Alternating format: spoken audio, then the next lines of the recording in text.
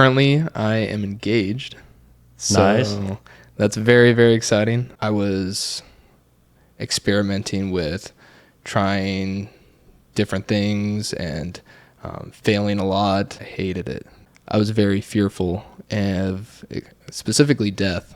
When did you really say, okay, I'm like actually going to follow this guy named Jesus now? Why does this guy care so much about me? And it just blew my mind. I was like, wow, this is what I recognized as different. And this is what led me to Jesus.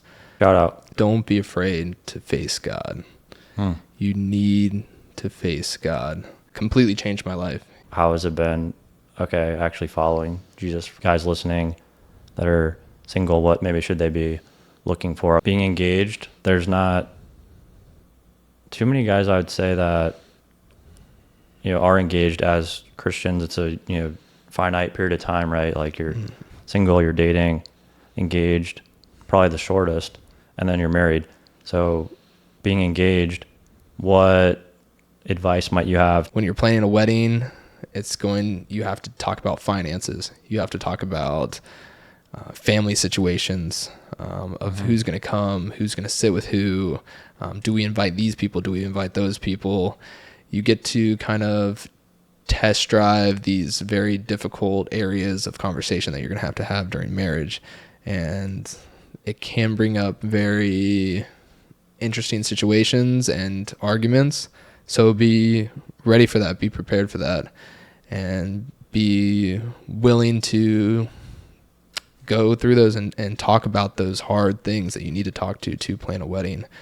But also know why you guys are getting married in the first place. When your foundation shakes for something new, like going to college or being away from your parents or moving to a new city where you don't know anybody, I feel like that's when a lot of young men, me included, like didn't know where to turn to. And so just, okay, well, this is what the world's preaching, so let me just do this, instead of, oh, there's like other men, there's another way. Like I can be a Christian, I can pursue God. Don't be afraid to face God.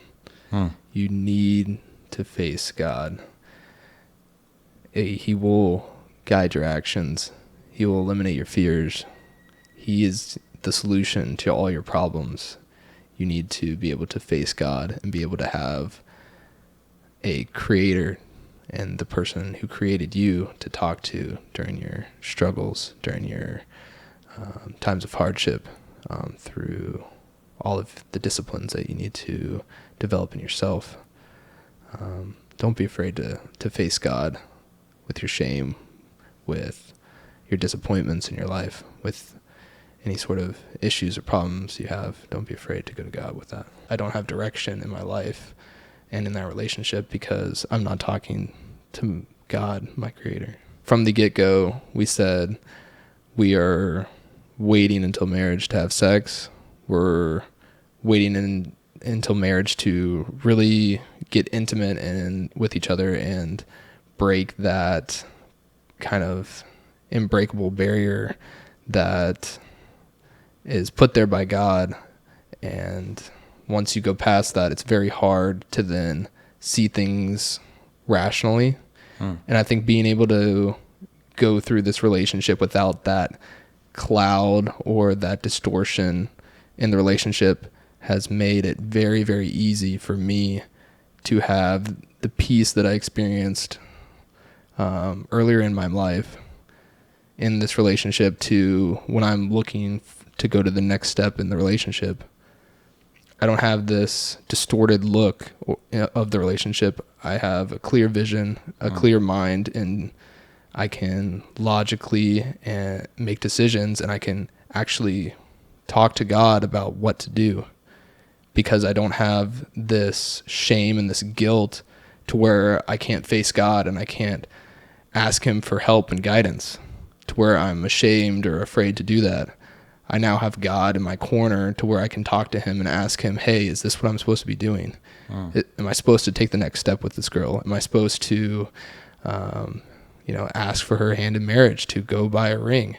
These are the questions that you eventually have to ask yourself when your goal is from the start to get married And when you can go to God and talk to God about those questions, it's so much simpler and you get so much peace and comfort. Challenge yourself constantly. You have to be a little bit patient. I felt like I was in a hole looking The up. whole idea is you have to become content in singleness. I'd be lying if I said I haven't fired off some Instagram DMs. The word dating is not mentioned in the Bible. I dedicated my life at Tomorrow World to Jesus.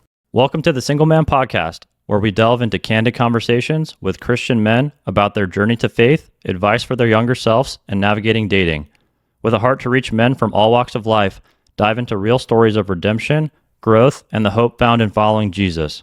I'm your host, Carlton French, a 29-year-old single Christian, and I'm excited for you to listen to this week's episode. Let's jump into it.